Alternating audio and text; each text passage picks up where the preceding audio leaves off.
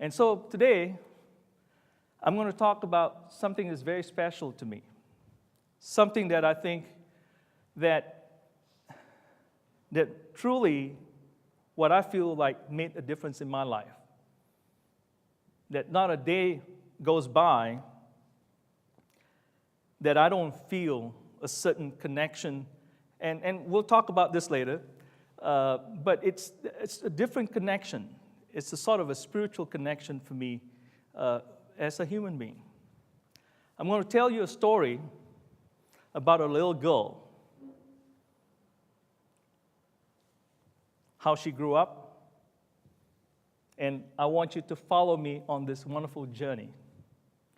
So to get started, what I want you to do, I want you guys to take a deep breath. I want you to close your eyes. And I'm not doing no hocus pocus here or anything like that, so you can trust me on that. I want you to close your eyes, take a deep breath, couple of deep breaths. I want you to go back in time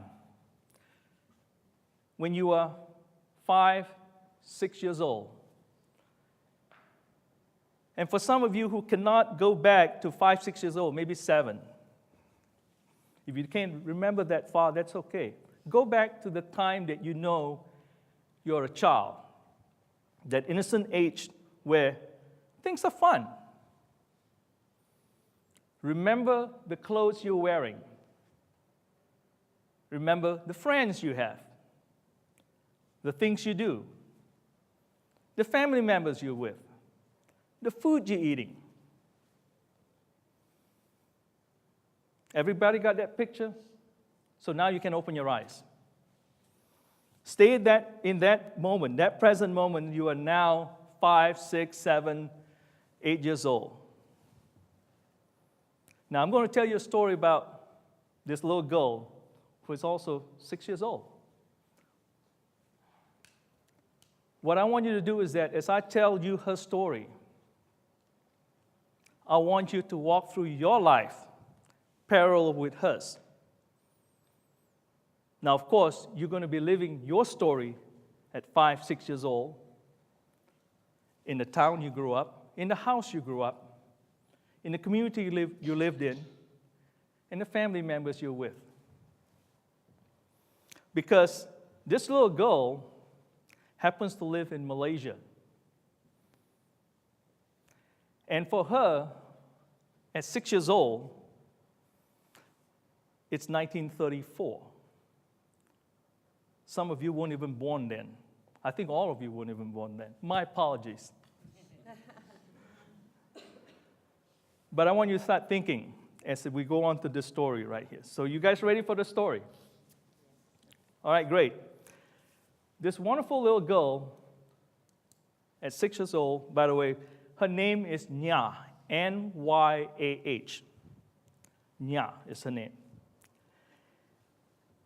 That stands for, actually it's a short, they shorten it up from the word tengah. And tengah is actually middle. Life is very simple. Middle child, I call you the middle child. So her name is Nyah. And what you have is that she grew up at the age of 6 years old in a house that does not have electricity, does not have indoor plumbing, has dirt floor. At 6 years old, she was in the kitchen prepping food with her grandmother to feed the family. At 12 years old, she became the lead cook for the family. At 12 years old, her father passed on.